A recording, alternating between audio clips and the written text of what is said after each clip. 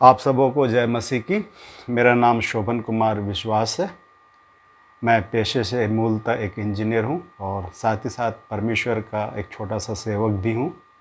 प्रभु परमेश्वर के द्वारा दिए गए ज्ञान के द्वारा से मैं उसकी सेवा करता हूं, जो कि मेरे जीवन का मूल मकसद है। पवित्र शास्त्र बाइबल की अंतिम किताब प्रकाशित वाक्य, जिसे कि प्रभु यीशु मसीह ने अपने दास यूहन्ना को उस समय दिया जब वह रोमी सरकार के द्वारा एशिया माइनर के एक छोटे से द्वीप पतमुस में कैद था। भविष्यवाणियों की इस किताब में इस जगत के द्वारा परमेश्वर के प्रेम को ठुकराए जाने के कारण से उस पर आने वाले सिद्ध न्याय का और साथ ही साथ पूरी मानव जाति के शत्रु शैतान और उसकी सारी दुष्टता की सेनाओं, जिसे हम दुष्ट आत्माएं भी कहते हैं, उन सब का अंतिम न्याय का वर्णन है।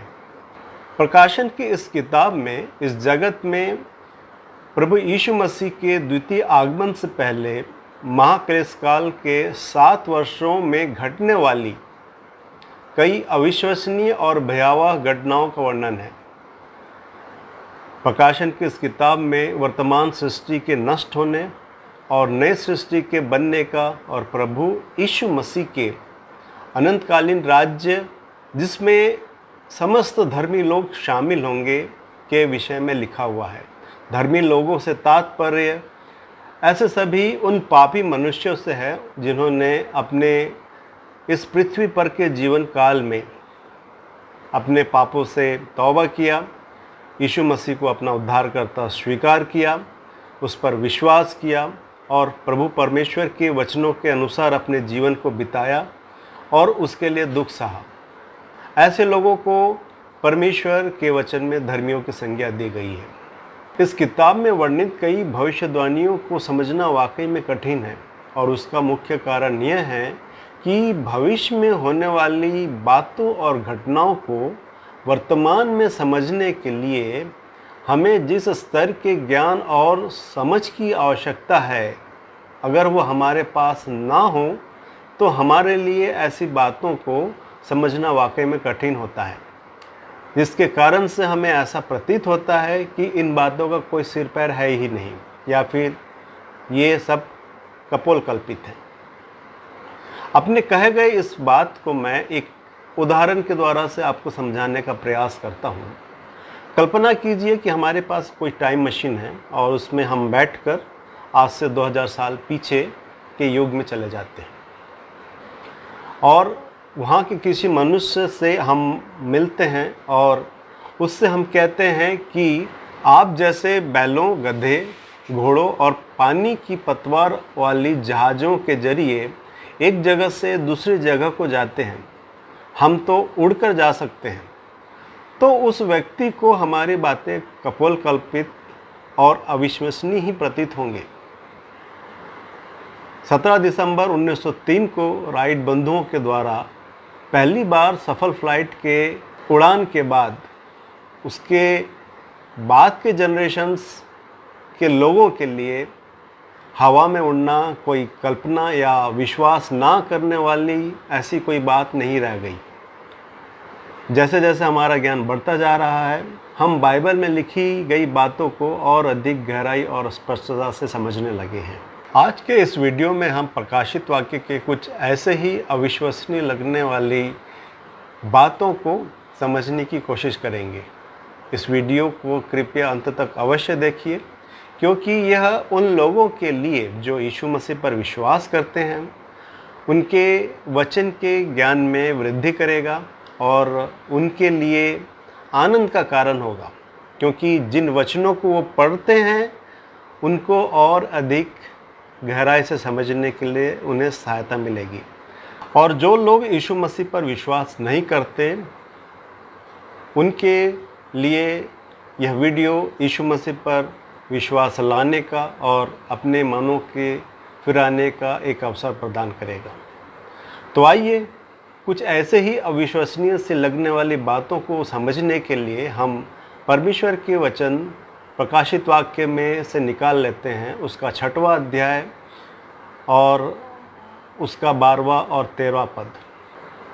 और जब उसने छठवीं मोहर खुली तब मैंने देखा कि एक बड़ा भूइंडोल हुआ और सूर्य कंबल की नाई काला और पूरा चंद्रमा लोहू का सा हो गया और आकाश के तारे पृथ्वी पर ऐसे गिर पड़े जैसे बड़ी आंधी से हिलकर अंजीर के पेड़ से कच्चे फल झड़ते हैं।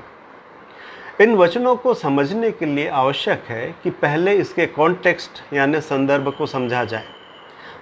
प्रभु यीशु मसीह के द्वितीय आगमन से पहले इस संसार में 7 साल का महाक्लेश काल होगा, जिसके विषय में वचन में लिखा है कि ऐसा महाक्लेश ना तो पहले कभी हुआ था और ना कभी इसके बाद होगा। महाक्लेश काल के आरंभ होने के पहले प्रभु यीशु मसीह अपने सच्चे विश्वासियों को इस महाक्लेश से बचाने के लिए उन्हें जीवित रहते हुए ही इस जगत से उठा लेंगे और विश्वासीगण अपने प्रभु से बादलों पर मिलेंगे। इस घटना को कलीसिया का बादलों पर उठाया जाना या फिर रैप्चर नाम दिया गया है और इसके पश्चात इस संसार में 7 साल के महाक्लेश काल का आरंभ होगा, जो कि प्रभु यीशु मसीह के इस जगत में द्वितीय आगमन पर समाप्त होगा।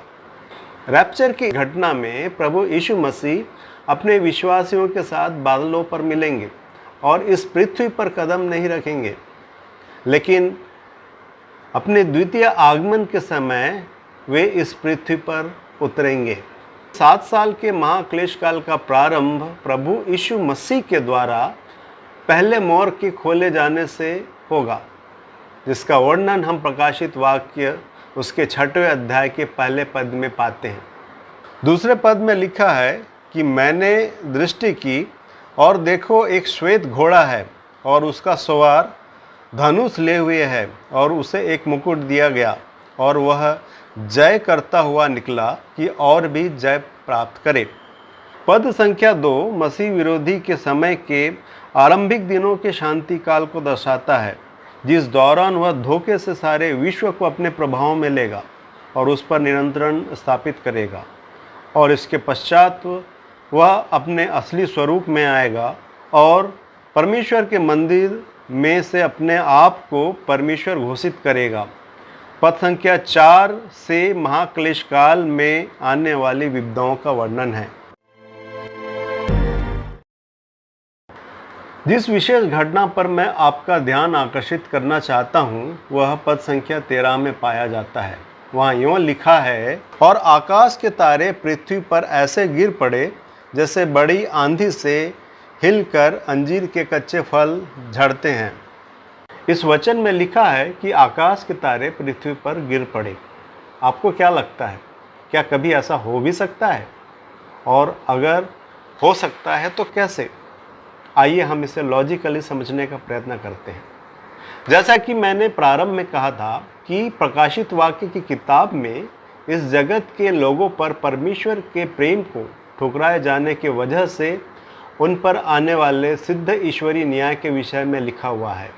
पद संख्या 13 में वर्णित विपदा उसी न्याय के तहत होगा जिसके फलस्वरूप तारे पृथ्वी पर गिर पड़ेंगे। अब प्रश्न उठता है कि अगर प्रभु परमेश्वर को सारे जगत को खत्म करना होता तो उसके लिए सिर्फ एक ही तारा काफ़ी है, क्योंकि तारों का आकार ग्रहों के आकार से बहुत ही ज़्यादा होता है। उदाहरण के लिए हमारे पृथ्वी से सबसे नज़दीक का तारा यानी कि हमारा सूर्य, जिसका व्यास या डायमीटर हमारे पृथ्वी के व्यास के लगभग 109 गुना है। हमारे सौरमंडल के एकमात्र तारे सूर्य के अंदर लगभग 13 लाख पृथ्वी समा सकते हैं। 13 लाख। अगर हम सौरमंडल के बाहर की बात करें तो पृथ्वी के सबसे नज़दीक का तारा अल्फा सेंटोरी है, जो कि हमारे पृथ्वी से लगभग 4.3 प्रकाश वर्ष की दूरी पर स्थित है।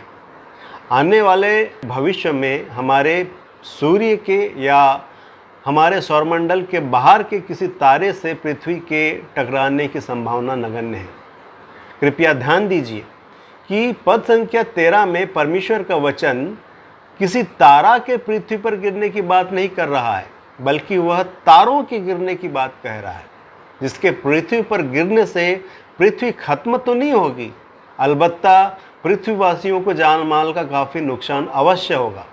इससे स्पष्ट होता है कि ये तारे वास्तविक तारे नहीं हैं, बल्कि कुछ और ही हैं। वचन में भी कहीं पर भी पृथ्वी का इन तारों के द्वारा समूल नाश होने का वर्णन नहीं है। जैसा कि पहले मैंने कहा कि पृथ्वी को समाप्त करने के लिए मात्र एक ही तारा काफ़ी है, लेकिन पद संख्या 13 में तो तारों की बात हो रही है, वो भी ढेर सारे। और अगर ये तारे वास्तविक नहीं हैं तो फिर क्या है ये जिसका जिक्र इस वचन में किया गया है? आइए हम इसे समझने का प्रयत्न करते हैं। आपने अक्सर रात को आसमान से गिरने वाले उल्काओं को तो देखा होगा, जिसे आप तारों का टूटना भी कहते हैं। क्या वे वास्तव में तारे होते हैं?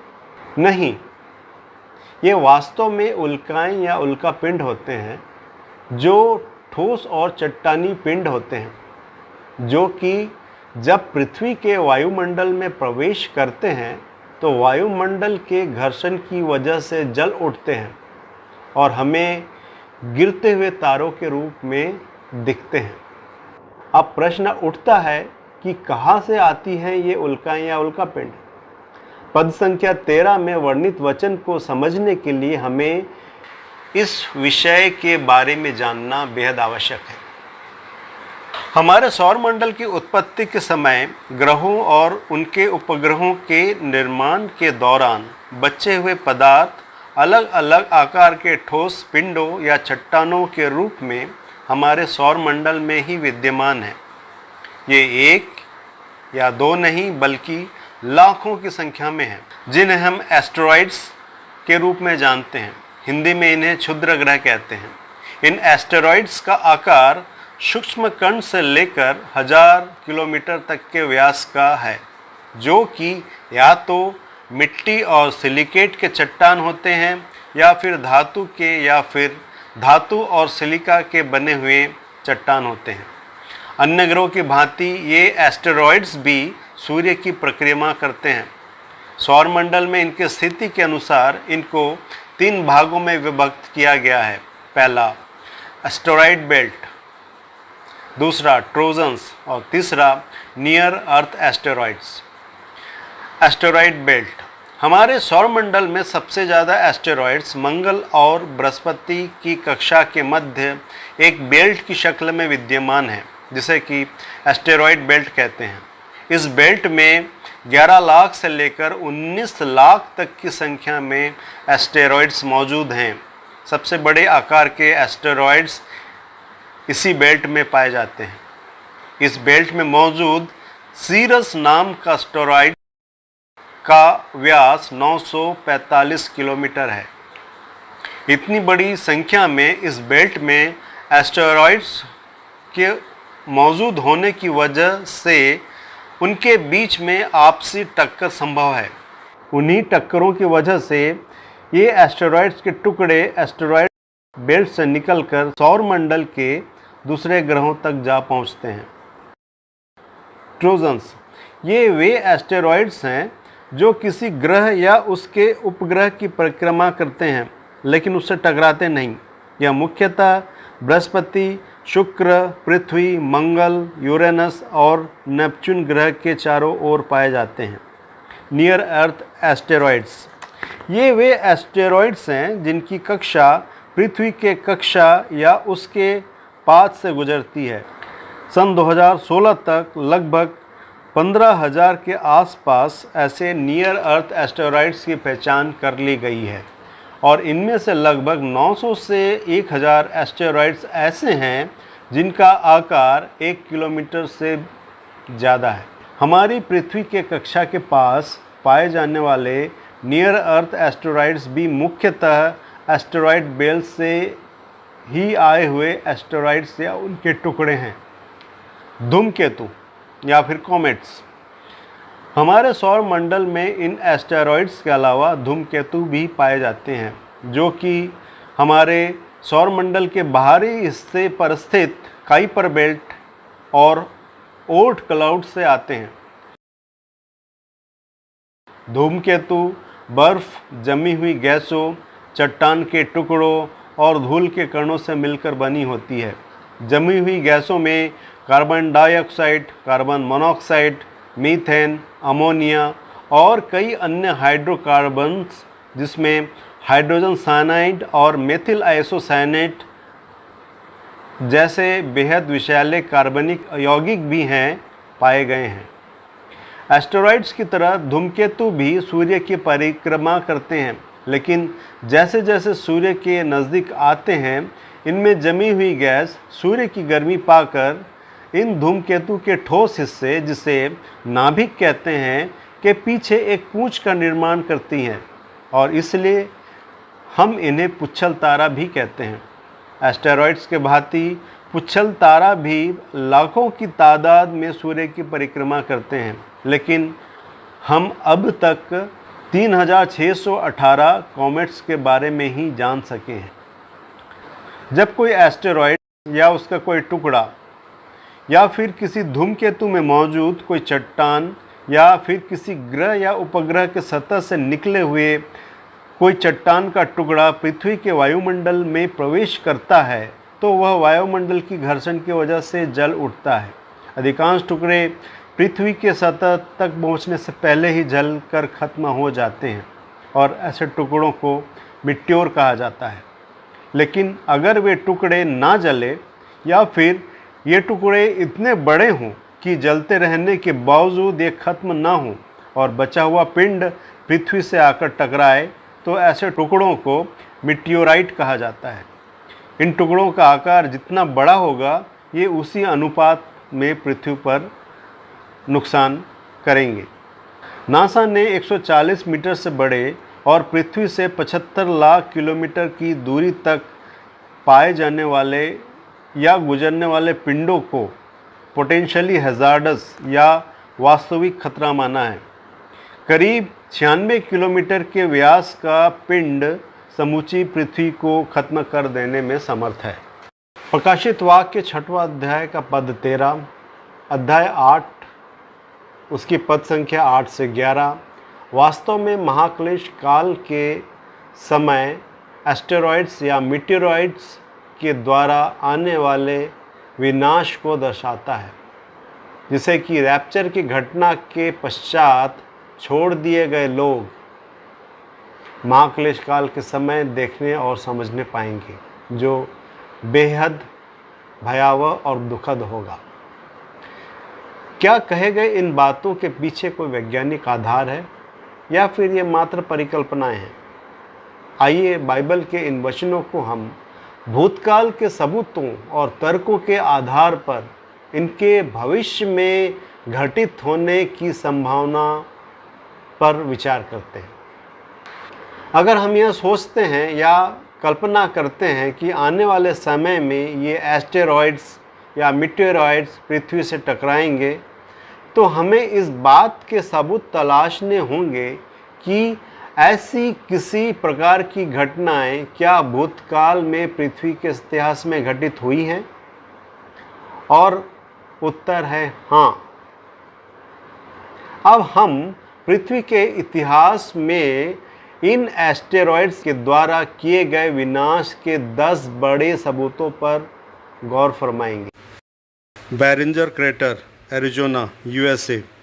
अमेरिका के एरिज़ोना रेगिस्तान के उत्तरी हिस्से पर आज से 50,000 साल पहले एक बड़ा मीटेरॉइड जिसका व्यास 160 फीट था 28,000 मील प्रति घंटे की रफ्तार से टकराया था।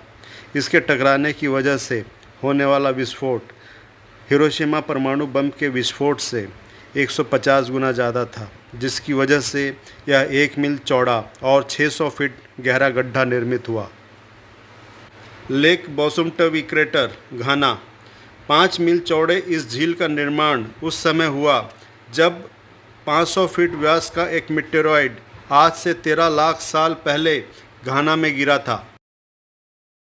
मिस्टेस्टिन लेक, लेब्राडोर, कनाडा। 11 मील लंबा और 7 मील चौड़ा यह अंडाकार क्रेटर लब्राडोर कनाडा में उस समय बना जब आज से लगभग 380 लाख साल पहले एक एस्टेरॉयड पृथ्वी से टकराया था। गॉजेस ब्लफ, नदर्न ऑस्ट्रेलिया। वैज्ञानिकों के अनुसार लगभग 1 अरब 42 करोड़ साल पहले एक एस्टेरॉयड जिसका व्यास 15 मील था 40,000 मील प्रति घंटे की रफ्तार से मध्य ऑस्ट्रेलिया से टकराया था, जिससे कि यह 15 मील चौड़ा और 16,000 फीट की गहराई का विशाल गड्ढा निर्मित हुआ। इसके टकराने की वजह से होने वाला विस्फोट 22,000 मेगाटन TNT का था। Clear water lake, Quebec, Canada. आज से लगभग 2 अरब 19 करोड़ साल पहले जब एक बड़ा एस्टेरॉयड जो कि पृथ्वी पर गिरते समय 2 टुकड़ों में बंट गया था और जिसकी वजह से 2 जुड़वे गड्ढों का निर्माण हुआ, जो कि वर्तमान में अब झील के रूप में क्यूबेक, कनाडा में स्थित है। The Tunguska explosion, Siberia. ईस्वी सन जून 1908 को सोवियत संघ के साइबेरिया में तुंगुस्का नदी के पास एक बड़ा धमाका हुआ, जिसकी वजह से यहाँ के आसपास के जंगल का 800 वर्ग मील क्षेत्र नष्ट हो गया। मनिकवागन क्रेटर, कनाडा। लगभग 2 अरब 12 करोड़ साल पहले यह क्रेटर उस समय बना था जब 3 मील व्यास के आकार का एक एस्टेरॉयड पृथ्वी से टकराया था, जिसकी वजह से इस 62 मील चौड़े गड्ढे का निर्माण हुआ। Sudbury basin, Ontario, Canada. Ontario, Canada में स्थित यह 40 मील लंबा, 16 मील चौड़ा और 9 मील गहरा गड्ढा तब बना जब एक बड़ा एस्टेरॉयड जो कि निकल धातु से समृद्ध था, आज से लगभग 185 करोड़ साल पहले पृथ्वी से टकराया था। आज संपूर्ण विश्व का 10% निकल यहीं से निकलता है।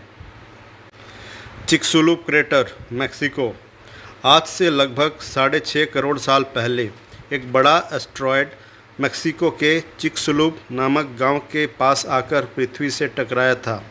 होने वाला विस्फोट अति भयंकर था, जो कि लगभग 100 टेराटन TNT का था। आप इसकी भयंकरता का अंदाज इस बात से लगा सकते हैं कि हिरोशिमा परमाणु बम का विस्फोट मात्र 20 किलोटन TNT का ही था। इस टक्कर की वजह से 105 मील चौड़े गड्ढे का निर्माण हुआ। यह एस्टेरॉयड से बना हुआ पृथ्वी का अब तक का सबसे बड़ा गड्ढा है। यह गड्ढा इतना विशाल है कि यह मात्र आकाश से ही देखा जा सकता है। वैज्ञानिकों का मानना है कि इस भयानक टक्कर की वजह से पूरी पृथ्वी पर भयंकर भूकंप, ज्वालामुखी विस्फोट, सुनामी और होने वाले जलवायु परिवर्तन ने इस पृथ्वी पर से डायनासोर का अस्तित्व को हमेशा हमेशा के लिए मिटा दिया। Red Fort crater, south Africa. आज से लगभग 200 करोड़ साल पहले जब एक 6 मील व्यास का एक एस्टेरॉयड पृथ्वी से टकराया था, तब यह विशाल क्रेटर निर्मित हुआ, जो कि दक्षिण अफ्रीका में स्थित है। उस समय पृथ्वी पर कोई जीवन ही नहीं था। क्या वर्तमान में भी ऐसा कुछ होता है? प्रकाशित वाक्य में उल्लेखित और यूहन्ना को दिए गए दर्शन के अनुसार आने वाले भविष्य में क्या ये एस्टेरॉयड्स वास्तव में पृथ्वी पर गिरेंगे?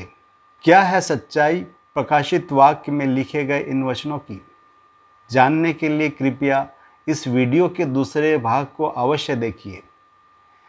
प्रभु परमेश्वर हम सबके साथ रहे। धन्यवाद।